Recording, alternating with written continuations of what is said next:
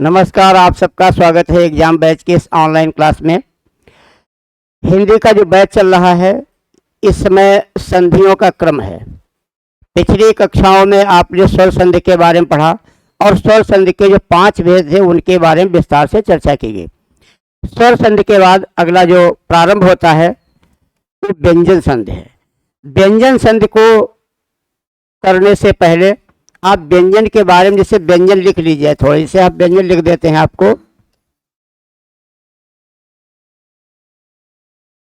यानी कैसे बदलाव होगा ये चीज देखनी है।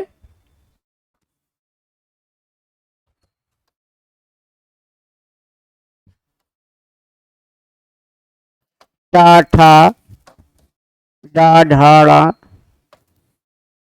ता था, डा धाना, पा फा बा, भा और माँ, या रा ला वा, शा शा शा और हा। यानी व्यंजन संधि में इतने व्यंजनों की आवश्यकता पड़ती है। अब आपको इसमें देखना है व्यंजनों में बदलाव किस प्रकार से होगा और क्यों होगा, बस वही चीज आपको समझनी है कि इनमें बदलाव किस तरीके से होगा। तो ये 25 वर्ग व्यंजन है और ये 8 लिखे हैं वर्ग न होकर के अन्य व्यंजन है। इसका जो पहला नियम प्रारंभ होता है तो प्रथम नियम आपका क्या कहता है वो देखिएगा। वर्ग के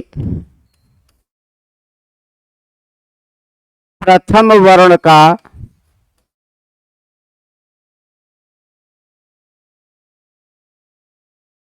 अपने तीसरे वर्ण में परिवर्तन, अपने तीसरे वर्ण में परिवर्तन। क्या ध्यान रखना है कि वर्ग का प्रथम वर्ण, यानी ये वर्ग का प्रथम वर्ण, ध्यान रखिएगा वर्णमाला इसको वर्ग व्यंजन कहते हैं। ये प्रथम वर्ण है, ये दूसरा है, ये तीसरा है, ये चौथा है और ये 5वां है। इस तरीके से भी आप लाइनिंग कर सकते हैं ताकि ज्ञात रहे और ध्यान रहे। तो लिखा है कि वर्ग के प्रथम वर्ण का, यानी वर्ग के प्रथम वर्ण का अपने तीसरे वर्ण में परिवर्तन। क्या ऐसे नियम होंगे या कौन से ऐसे तरीके होंगे जिनसे वर्ग का प्रथम वर्ण अपने तीसरे वर्ण में बदल जाएगा। अब देखिए इसमें क्या लिखा जाता है। वर्ग के प्रथम वर्ण के आगे, वर्ग के प्रथम वर्ण के आगे कोई स्वर आ जाए या तीसरा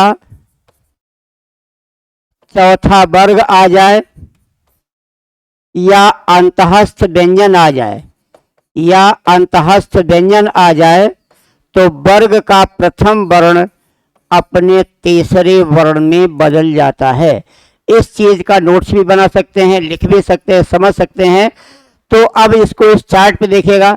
चार्ट कहता है वर्ग के प्रथम वर्ण के आगे, इस वर्ग का पहला अक्षर कौन सा है, का चा टा ता पा, यानी वर्ग के प्रथम वर्ण के आगे अगर कोई भी स्वर आ जाए, कोई स्वर हो, स्वर आ जाए या तीसरा चौथा वर्ग, यानी इस गा वाली लाइन से घा वाली लाइन से कोई भी अक्षर आ जाए अथवा कोई अंतःस्थ व्यंजन आ जाए तो वर्ग का प्रथम वर्ण अपने तीसरे वर्ण में बदल जाता है।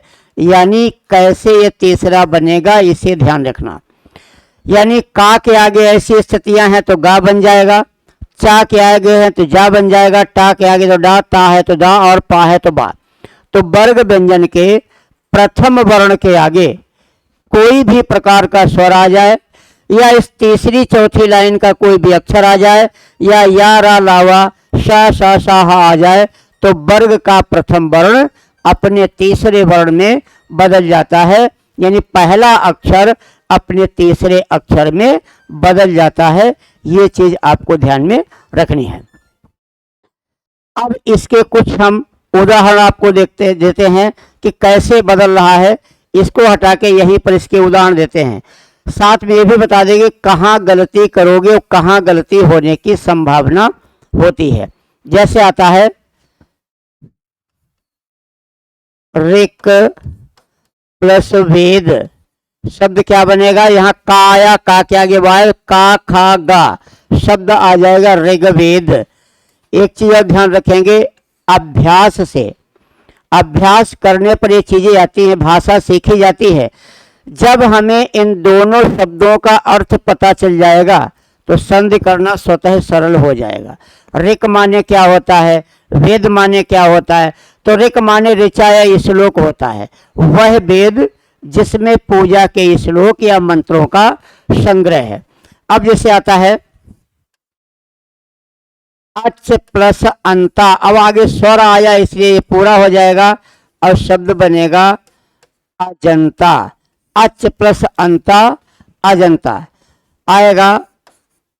सत प्लस भावना, शब्द क्या हो जाएगा, सद भावना। सत प्लस भावना शब्द हो जाएगा सद्भावना। एक कई बार प्रश्न पूछा गया, भगवत प्लस गीता, तो ता के आगे दा बन जाएगा, हो जाएगा भगवद गीता। क्या बन जाएगा, भगवद गीता। तो ध्यान बच्चा ये आपको रखना है कि सभी संधि युक्त शब्द तत्सम होते हैं और इन्हीं की वर्तनी शुद्ध वर्तनी मानी जाती है। अगर शब्द आता है उत प्लस भव, शब्द क्या बन जाएगा, उद्भव। उत प्लस भव शब्द हो गया उद्भव। अब जो सबसे महत्वपूर्ण शब्द इस पे चलेगा, आगे देखिएगा, जहां गलती करते हो शब्द आता है तत् प्लस उपरांत। अधिकतम बच्चा इसे गलत ही लिखता है और ये शुद्ध अशुद्ध वर्तनी में पूछा जाता है। तत् प्लस उपरांत की संधि करेंगे तो क्या बन जाएगा, तो बन जाएगा तदुपरांत। तत् प्लस उपरांत क्या हो जाएगा, तदुपरांत। अब आप कहेंगे ये तो तदोपरांत होता है, ज्यादातर बच्चा तदुपरांत की जगह तदोपरांत लिखता है, जो कि गलत है। तदुपरांत ही इसका मतलब होता है तत् माने उसके, उपरांत माने बाद, उसके बाद। अब जैसे शब्द आए उत प्लस आहरण, उत प्लस आहरण शब्द हो जाएगा उदाहरण। उत प्लस आहरण शब्द क्या बन जाएगा, उदाहरण। अगर आता है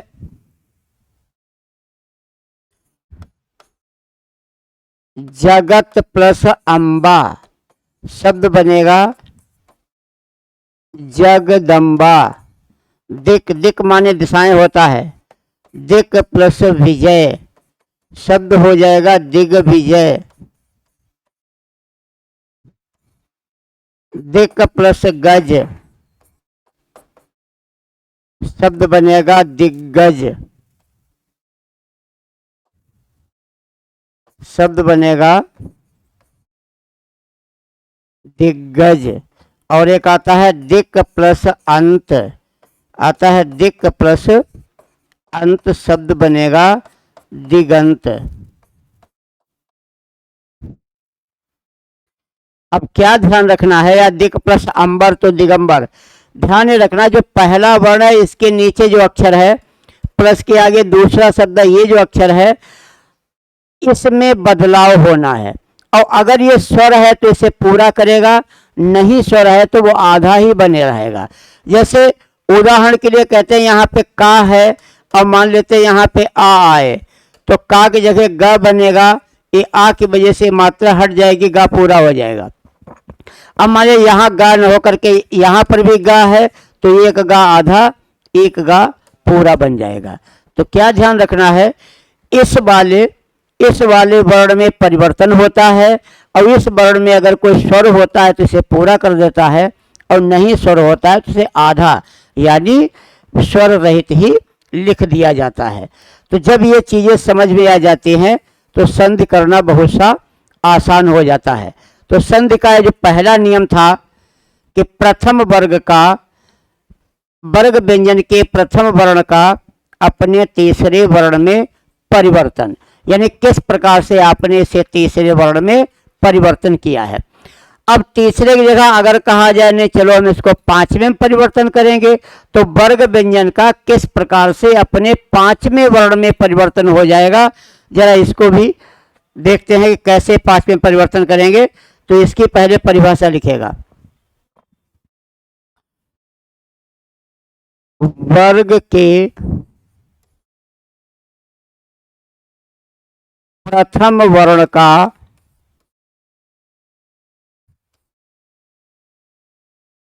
अपने 5वें वर्ण में परिवर्तन।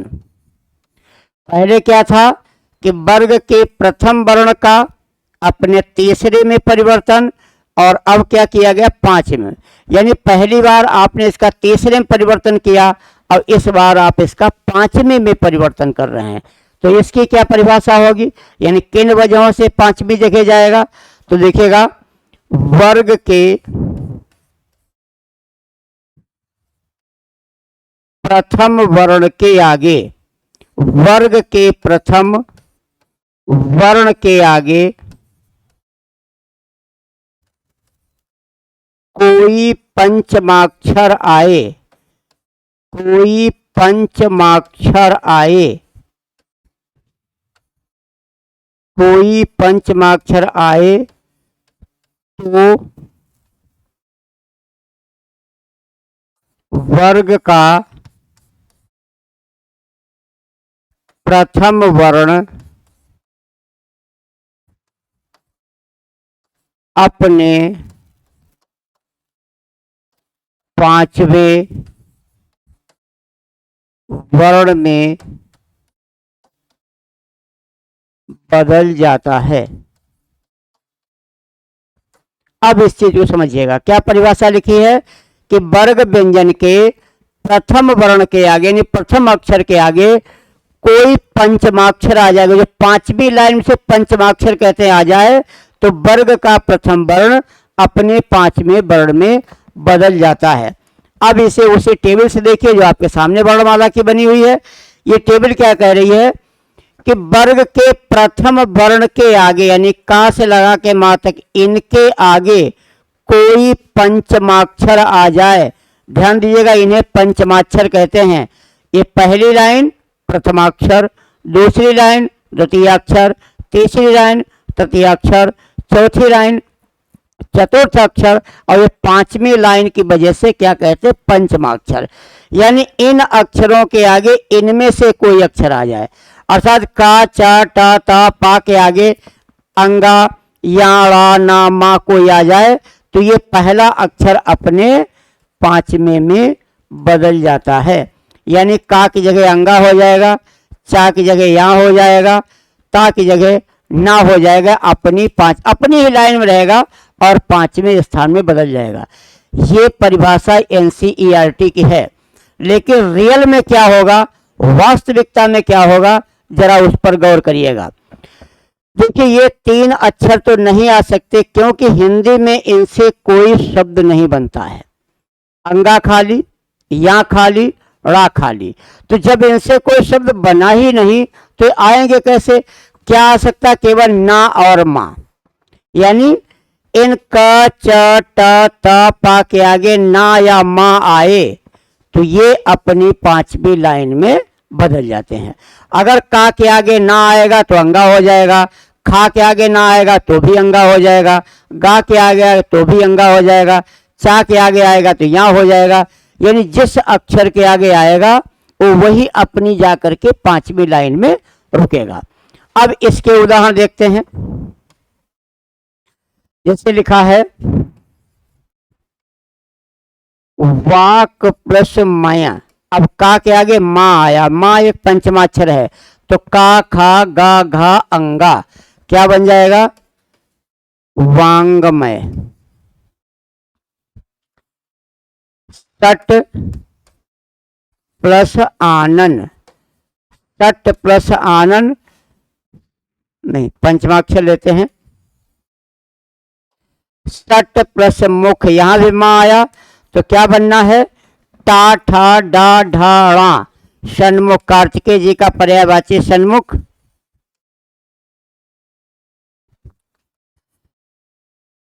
सट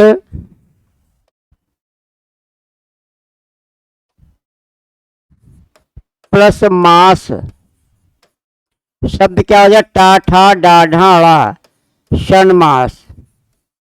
अब आता है इसमें जगत प्लस नाथ, ता के आगे ना आया तो ता था दा धा ना बन जाएगा, शब्द बनेगा जगत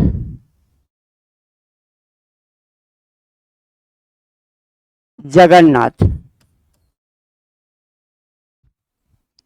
ऐसे शब्द आ जाए, सत्य प्लस मार्ग तो क्या हो जाएगा, सन्मार्ग।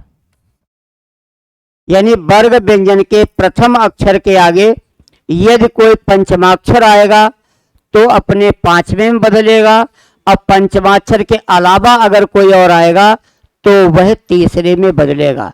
कहाँ पांचवें में बदलना है, कहाँ तीसरे में बदलना है, ये चीज आपको देखनी है। अब इसके बाद आता है अलग अलग है। अगर हम इस वर्णमाला को आपको दोबारा दिखाते हैं, इसमें कितने नियम आएंगे ये ध्यान रखिएगा। कौन कौन से नियमों पर हम चर्चा करेंगे, कौन कौन से नियम आपके लिए अनिवार्य हैं, ध्यान दीजिएगा। इसमें दो नियम तो इससे जुड़े हैं जो दोनों नियम आपको बता दिए गए। एक नियम होगा छा से जुड़ा हुआ, एक नियम होगा ना से जुड़ा हुआ, दो नियम हो गए माँ से जुड़े हुए, एक नियम होगा सा से जुड़ा हुआ और तीन नियम हो गए ता से जुड़े हुए। यानी व्यंजन संधि में 10 नियम काम करते हैं, दो इसके, तीन इसके 5, एक इसका 6, एक इसका 7, दो इसके 9 और एक इसके 10। 10 ऐसे नियम हैं जिन पर संधियां पूछी जाती हैं।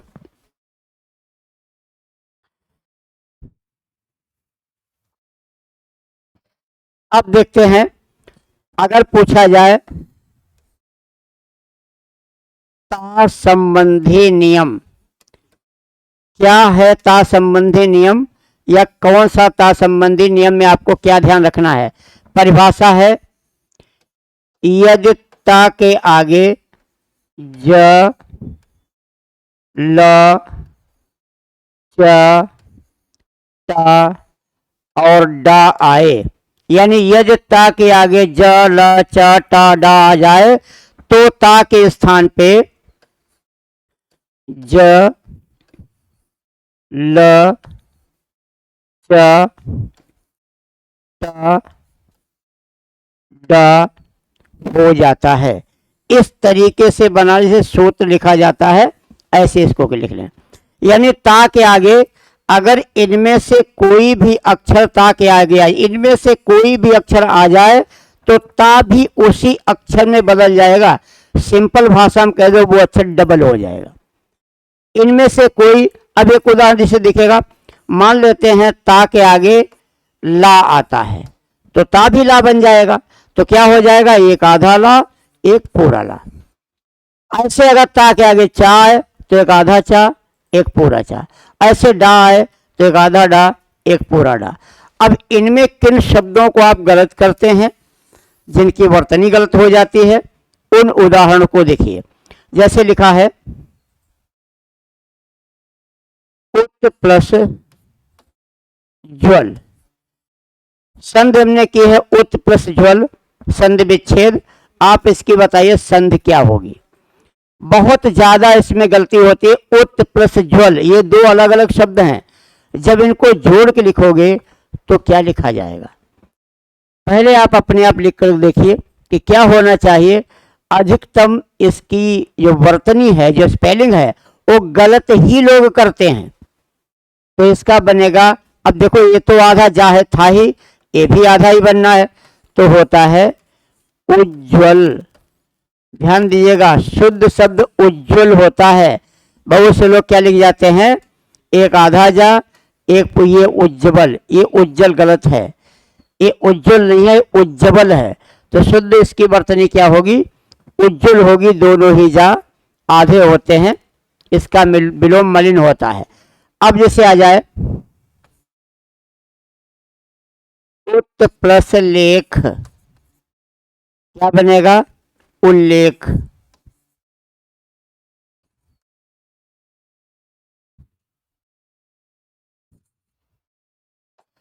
उत प्लस चारण शब्द हो जाएगा उच्चारण।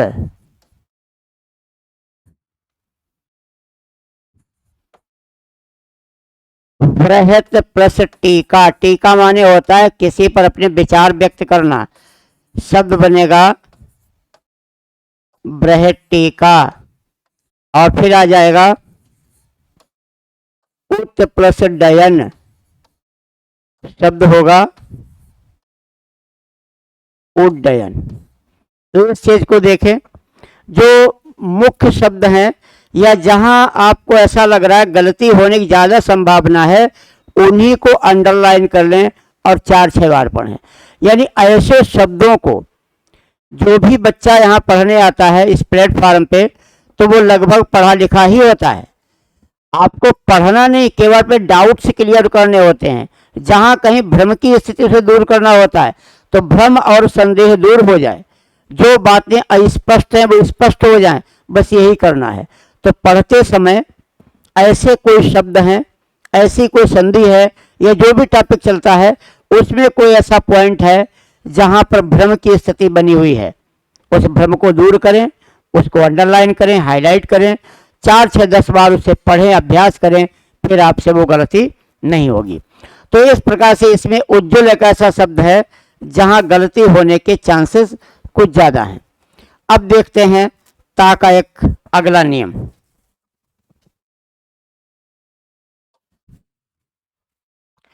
ता का जो अगला नियम है, देखिए ध्यान दीजिएगा, यदि ता के आगे हा आ जाए, बहुत ही ध्यान से पढ़िएगा, यदि ता के आगे हा आ जाए, यदि ता के आगे हा आए तो ता के स्थान पे क्या हो जाएगा, चा हो जाता है, और हा के स्थान पे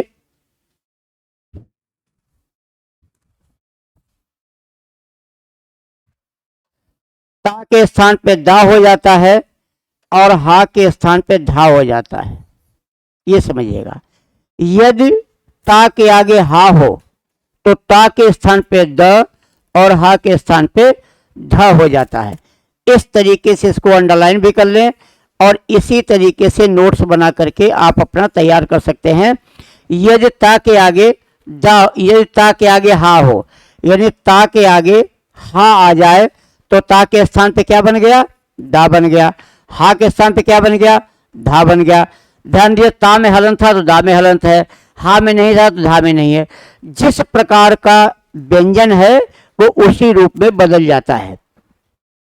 इससे बने जो मुख्य शब्द आते हैं, जो अभी तक परीक्षा में पूछे गए, वो पूछे जाते हैं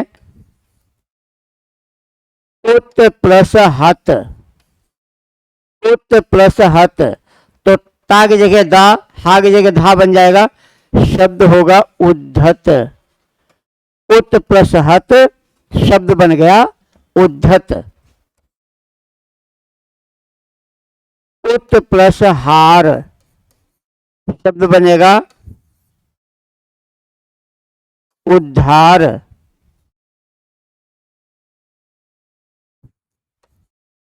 तत् प्लस हित शब्द बन जाएगा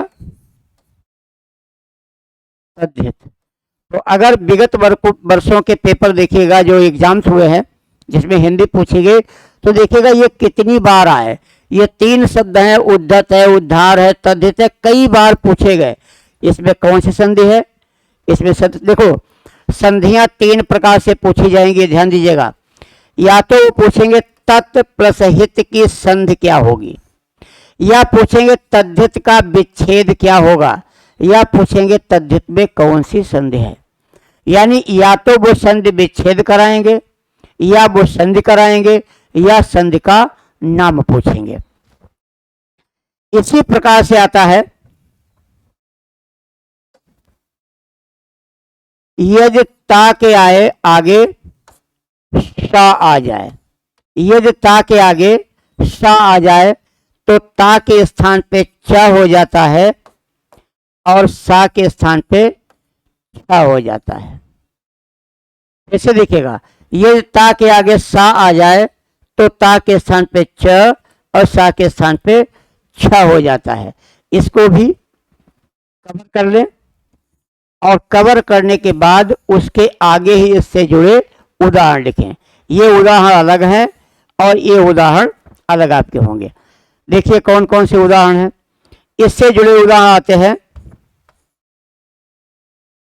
उत प्लस श्वास। इसको भी ज्यादातर विद्यार्थी गलत ही लिखता है।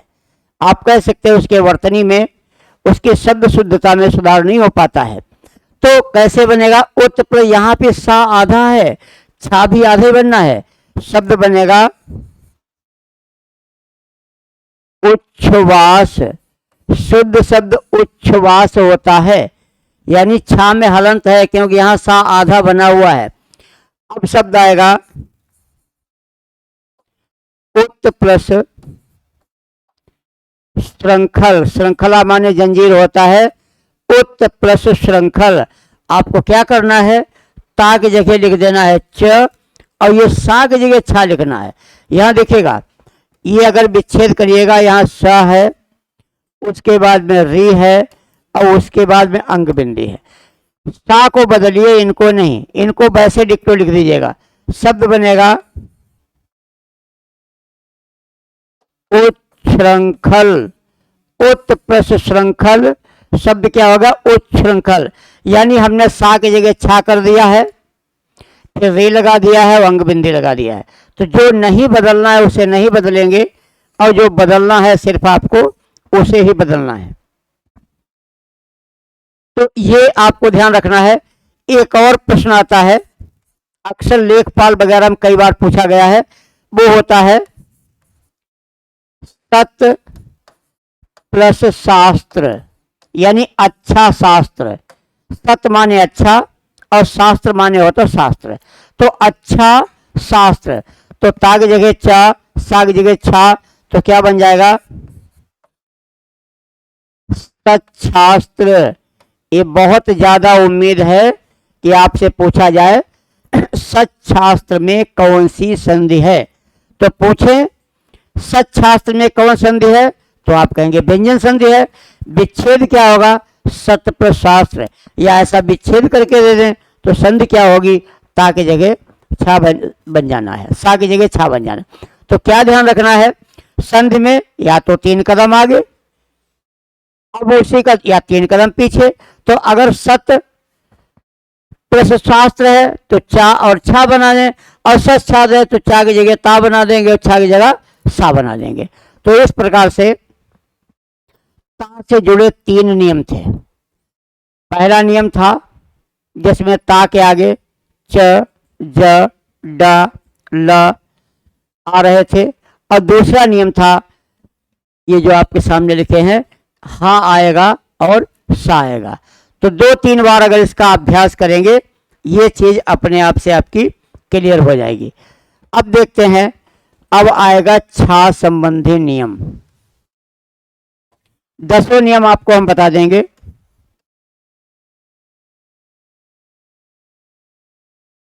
छा संबंधी नियम क्या है? छा संबंधी नियम, किसी भी स्वर के बाद छा हो तो छा के पूर्व च जोड़ दिया जाता है। यानी किसी भी स्वर के बाद, देख लीजिएगा क्या लिखा है, किसी भी स्वर के बाद छा आए तो छा से पहले यानी यहां पर च जोड़ दिया, आधा च जोड़ दिया जाता है। यानी किसी भी स्वर के बाद यदि छा आ जाए तो छा से पहले आप क्या करेंगे? चा जोड़ देंगे। कई बार बदल जाती है परिभाषा। क्या बदल जाती है? यदि छा से पहले कोई स्वर हो, बात तो की है, किसी भी स्वर के बाद छा हो या छा से पहले कोई स्वर हो तो क्या करेंगे? छा से पूर्व एक शब्द जोड़ देंगे चा। क्या क्या इसमें आना है?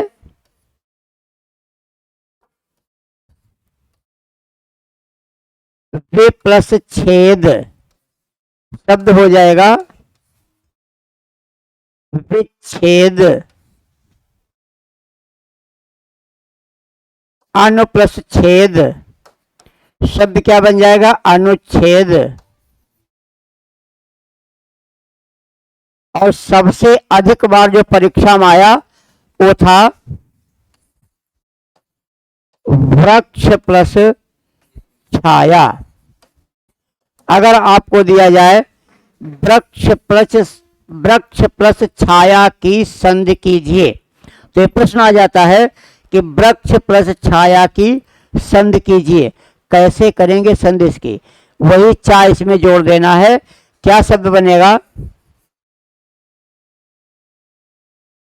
वृक्षाया। शुद्ध शब्द क्या हो जाएगा? वृक्षाया। ये पहले भी आपको बता दिया गया था और समय समय पे बात बताई जाती है कि प्रत्येक जो शब्द है, संधियुक्त शब्द है, वही तत्सम है, उसी की वर्तनी शुद्ध है। जो इस नियम पे खरा नहीं उतर रहा है उसको तद्भव कहा जाएगा और उसकी वर्तनी को अशुद्ध माना जाएगा। तो इस प्रकार से आपने देखा छा संबंधी नियम में क्या चीजें आए। अब देखिए आता है ना संबंधी नियम। ना संबंधी नियम। ना से कौन कौन सी चीजें जुड़ी हैं इस नियम को भी देख लेते हैं। री र सा के बाद ना आए तो ना के स्थान पे रा हो जाता है। क्या आपको नोट करना लिखना है कि री र सा के बाद में यदि ना आ जाए तो ना के स्थान पे रा हो जाता है। ध्यान दो बच्चा, यानी इन अक्षरों के बाद यदि ना आ जाएगा तो ना के स्थान पे आप रा लिख देंगे। जैसे कहा जाता है रामायण का संधि विच्छेद होता है राम प्लस आयन। बहुत से विद्यार्थी कह जाते हैं राम प्लस आयन। आयन नहीं होगा, आयन होगा। आयन माने चाल या चरण चरित्र होता है। शब्द क्या बन जाएगा? रामायण। अब ध्यान दो, ये तो चलो हमने माना छोटा छोटा मिल करके बड़ा हो गया। एनसीईआरटी ने इसको दीर्घ स्वर संधि माना। अगर पूछा जाए क्या है तो कहा यह दीर्घ स्वर संधि है और कोई संधि इसमें है ही नहीं, हमें सिर्फ बताना था। अब प्रश्न आपका ये है कि ये तो चलो हो गया, लेकिन ना की जगह पे रा कैसे हुआ? ये क्यों बदल गया? इसके पीछे क्या तकनीक है? तो ध्यान दीजिए, जब आपने आयन लिखा था तो यहां रा नहीं था, जैसे जोड़ दिया तो क्या आ गया? रा आ गया। अब रा के आगे ना लिखना मना है, इसलिए रा हो गया। तो ध्यान दीजिएगा, इन री र और सा के पहले तो ना लिख सकते हो, बाद में नहीं लिख सकते हो। जैसे आपका शब्द नर तो हो सकता है लेकिन आपका शब्द रन नहीं हो सकता है। आपका शब्द न स तो हो सकता है लेकिन स न नहीं हो सकता है। यानी इन अक्षरों के बाद अगर किसी शब्द में रा लिखा है तो उस शब्द को शुद्ध नहीं माना जाएगा, अशुद्ध माना जाएगा। और अब इससे जुड़े शब्दों को देखिए, जैसे आता है रे प्लस न, क्या बनेगा? ऋण। त्रस प्लस ना, क्या बनाएंगे? तृष्णा। विष प्लस नु, शब्द क्या बन जाएगा? विष्णु। क्रस प्लस न, शब्द हो जाएगा कृष्ण। हर प्लस न, शब्द हो जाएगा हरण। भूष प्लस न, शब्द बन जाएगा भूषण। वर प्लस न, शब्द हो जाएगा वर्ण। परि प्लस नय, शब्द बनेगा परिणय।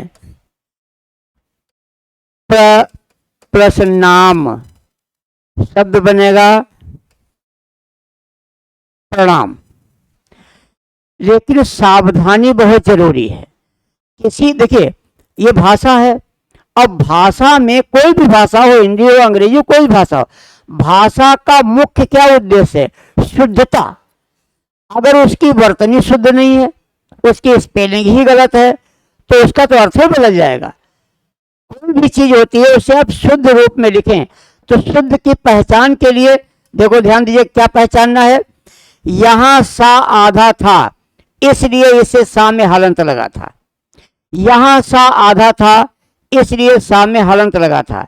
यहां सा आधा था, इसलिए सा में हलंत लगा था। लेकिन शब्द भूषण आता है, भूषण में सा पूरा है, इसलिए यहां हलंत नहीं लगाया गया है। कहाँ हलंत का प्रयोग होगा, कहाँ हलंत का प्रयोग नहीं होगा, ये अनिवार्य समझना। इसलिए पहले बता दिए, हिंदी रटनी नहीं है। रटना तो कोई विषय नहीं होता है, क्योंकि जो रटते हैं। नई शिक्षा नीति क्या कहती है? नई शिक्षा नीति कहती है कि बच्चों के बस्ते का जो बोझ है वो कम किया जाए। तो बस्ते का बोझ कैसे कम होगा? क्योंकि जो चीजें पुस्तकों में है, पुस्तकों से रटाओ नहीं, रटोगे भूल जाएगा आदमी। वो चीजें उनके मन मस्तिष्क में पहुंच जाए, उन चीजों को बच्चे अगर आत्मसात कर लेते हैं तो बस्ते के बोझ की आवश्यकता नहीं पड़ेगी। तो शिक्षकों का दायित्व है कि बच्चों को रटाएं नहीं, बल्कि उनको समझाएं, ताकि वो चीज उनके दिमाग में बैठ जाए, वो कभी भविष्य में उसको ना भूलें। तो इस प्रकार से आपने देखा सा ना संबंधी नियम, और इस व्यंजन संधि का जो लास्ट नियम है वो मां संबंधी नियम है। ये थोड़ा कठिन है। देखिए क्या कठिन है, बहुत कठिन तो नहीं है, लेकिन आप इसको समझ लीजिएगा। ना का मेल यदि किसी वर्ग व्यंजन से हो, मां का मेल यदि किसी वर्ग व्यंजन से हो, तो मां उसी वर्ग का पंचमाक्षर बनता है। यानी मां का मेल यदि किसी वर्ग व्यंजन से हो तो मां उसी वर्ग का पंचमाक्षर बनता है। यदि मां का मेल किसी अन्य वर्ग से हो, यदि मां का मेल किसी अन्य वर्ग से हो, तो मां सदैव अनुस्वार बनता है, यानी अंग बिंदी बन जाता है। सदैव अनुस्वार मीन्स अंग बिंदी बन जाता है। अब देखो बेटा, मां की मुलाकात यदि किसी वर्ग व्यंजन से हुई तो आप पंचमाक्षर बनाइएगा, और यदि मां का मेल किसी अन्य वर्ग से हो तो अनुस्वार बनाइएगा। अब इसी चीज को आप देखिएगा वर्णमाला पे। ये वर्णमाला आपके सामने फिर आ गया। इस वर्णमाला ध्यान दीजिएगा, कहा गया था ये आपके जो 25 अक्षर हैं ये वर्ग व्यंजन है। इन 25 अक्षरों को क्या कहा जाता है? वर्ग व्यंजन कहा जाता है।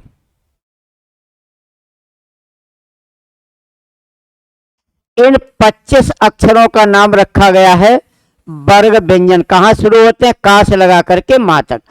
ये जो अक्षर हैं ये वर्ग व्यंजन नहीं है, ये अंतः स्वर ऊष्म व्यंजन है। शब्द आपका था यदि मां का मेल इनमें से किसी से हो जाए, इन 25 अक्षरों में से किसी से हो जाए तो मां उसी वर्ग का पंचमाक्षर हो जाएगा।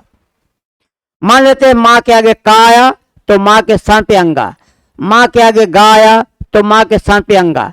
अब मां के आगे चा आएगा तो मां के स्थान पे अंगा, मां के स्थान पे टा है तो उसके स्थान पे ड़ा, मां के आगे ता आ जाएगा तो उसके स्थान पे ना। यानी कोई भी इसमें से अक्षर है वो उसी लाइन के पंचमाक्षर में बदल जाएगा।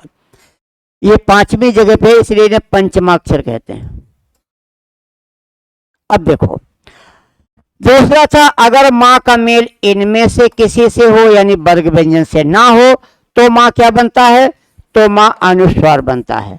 अनुस्वार क्या होता है? अंग बिंदी होता है। ये अनुस्वार है, अंग बिंदी अनुस्वार कहलाती है। तो फिर से देखिएगा,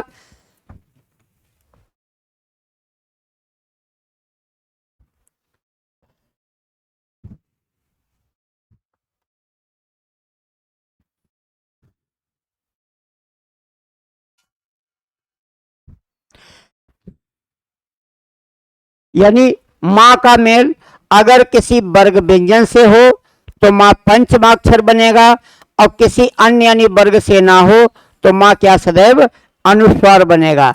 अब देखिए, सबसे पहले हम आपको दिखाते हैं, अगर कोई पंचमाक्षर आए तो आप शब्द का निर्माण कैसे करेंगे, इससे जुड़े शब्दों को देखिए।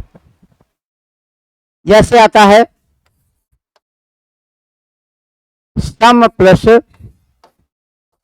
गति, मां के आगे गा आया। गा क्या है? गा एक वर्ग व्यंजन है, तो गा के आगे बढ़िए, का खा गा घा अंगा, यानी मां के स्थान पे क्या बनना चाहिए? अंगा बनना चाहिए। तो ये होता है संगत। संगत। अब जैसे आए तम प्लस चय, क्या आया? वर्ग व्यंजन आया। चा छा जा झा या, शब्द क्या हो जाएगा? संचय। ऐसे आ जाएगा परम प्लस तो, ता था दा धा ना, क्या बनेगा? परंतु। ऐसे आ जाएगा किम प्लस तो क्या बन जाएगा? किंतु। अगर ये शब्द आ जाएगा किम, किमचित माने थोड़ा होता है, किम प्लस चित, तो चाछा जा झा यहाँ शब्द बन जाएगा किंचित। ये यानी यदि आप वर्ग व्यंजन लाए तो आपको पंचमाक्षर बनाना है, और इसके अलावा कोई अक्षर लाए तो अंग बिंदी बनाना है।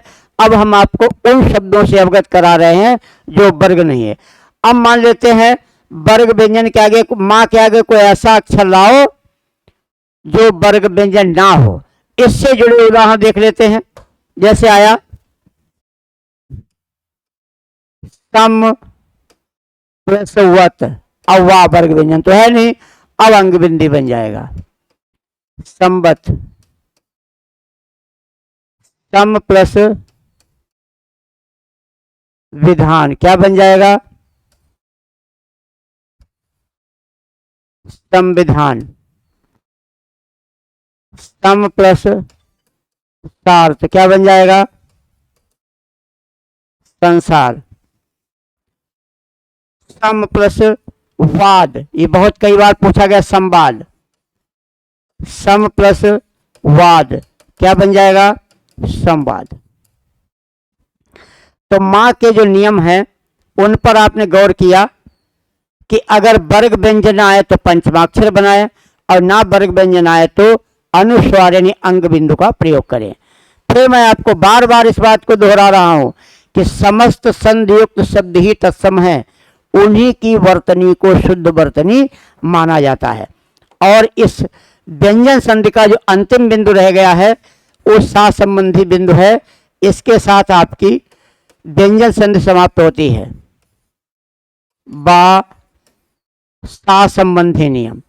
सा संबंधी नियम अगर आता है तो इसे परिभाषित करते हैं, किसी भी स्वर के बाद सा आ जाए तो सा के स्थान पे ये मूर्धन्य सा हो जाता है। यानी क्या आता है? किसी भी स्वर के बाद ये सा आ जाए तो ये सा के स्थान पे ये वाला सा बन जाता है, मूर्धन्य सा बन जाता है। किसी भी स्वर के बाद ऐसा होगा। अब देखते हैं इसके उदाहरण। जैसे आएगा वी प्लस सम, शब्द क्या बनेगा? विषम। वी प्लस साध, शब्द होगा विषाद। विषाद का विलोप हर्ष होता है। वी प्लस शय, शब्द बनेगा विषय। सु प्लस समा, शब्द बनेगा सुषमा। और सबसे अधिक बार जो परीक्षा में आया वो आता है अभि। अभि माने श्रेष्ठ होता है। अभि प्लस सेक, शब्द बनता है अभिषेक। ये ध्यान रखिएगा, विच्छेद करने में ये सा है और संधि करने में ये सा का प्रयोग किया जाता है। यानी दंती सा मूर्धन्य सा में बदल जाता है। तो इस प्रकार आपने जो अभी तक देखा उस पर ध्यान दीजिएगा, किन किन चीज़ों को आप देख चुके हैं। माँ संबंधी नियम क्या है, कौन कौन से परिवर्तन इसमें हुआ है, जो जो शब्द इम्पोर्टेंट हैं, जो शब्द बहुत आवश्यक हैं, उन पर हम बताते भी रहते हैं। ना संबंधी नियम देखा, छा के पहले कैसे चा जोड़ा गया, और ता संबंधी नियम देखा। तो जो बहुत आवश्यक रहे हैं, जो शब्द बहुत ज़रूरी रहे हैं, उन सब शब्दों से आपको अवगत कराया गया है।